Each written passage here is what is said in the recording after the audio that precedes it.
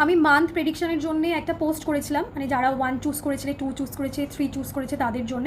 তো এই ভিডিওটা হচ্ছে সেটাই।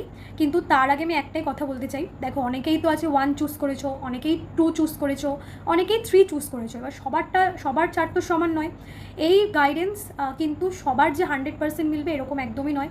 কারোর 80% মিলবে, কারোর 70% মিলবে, কারোর কিন্তু আবার 100%ই মিলবে। তো সেক্ষেত্রে সেই হিসাবে তোমরা অবশ্যই আমাকে মাসের শেষে অ্যাটলিস্ট বলো। আর একটা কথা বলতে চাই, আমি আগের মাসেও বলেছিলাম, এই মাসেও বলবো ভিডিওতে, সেটা হচ্ছে এটা আমার একদম নতুন একটা পেজ। সো আমি প্রায় 2 ইয়ার্স পরে আমি আবার অ্যাক্টিভ হয়েছি, মানে আমার ছোটো বেবি আছে। আমি যারা নতুন দেখবে তাদের জন্য এই কথাটা আমি আরেকবার রিপিট করলাম।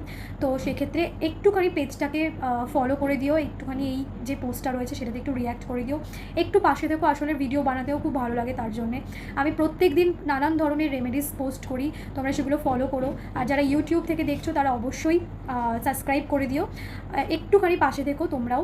আর আরেকটা জিনিস বলবো, আমি ভিডিওটা কন্টিনিউ করব। যারা চুজ করেছিলে নাম্বার 1 তাদের ক্ষেত্রে প্রথম হচ্ছে কেরিয়ার বলবো, রিলেশনশিপ বলবো, তারপর হেলথ বলবো, এভাবেই আমি পরপর 3টে বলবো, ঠিক আছে? যারা চুজ করেছিলে নাম্বার 1 তাদের ক্ষেত্রে কেরিয়ার গাইডেন্স। দেখো প্রথমত তোমাদের একটু এরকম হবে যে যাই তোমরা করতে চাইছো কোনোভাবেই সেই জায়গাটা তোমরা ক্র্যাক করতে পারছো না, মানে অনেকটা এগিয়েও জায়গাটা আবার পিছিয়ে যাচ্ছে বা কোনোভাবে ক্যান্সেল হয়ে যাচ্ছে, এই জিনিসটা দেখতে পাচ্ছি। 3rd আর 4th উইকটা তোমাদের কিছুটা হলেও বেটার হবে। কারোর থ্রু থেকে কিন্তু তোমরা জব পেতে পারো, মানে ধরো কেউ হেল্প করলো, তাহলে তোমরা হয়তো জবটা পেলে, এই জিনিসটা কিন্তু দেখতে পাচ্ছি। আর প্রথম 2টো উইক একটু স্ট্রাগল যাবে, কিন্তু পরের 2টো উইক তোমাদের কিন্তু জবের ক্ষেত্রে ভালো বা কেরিয়ারের ক্ষেত্রেও কিন্তু ভালো আছে।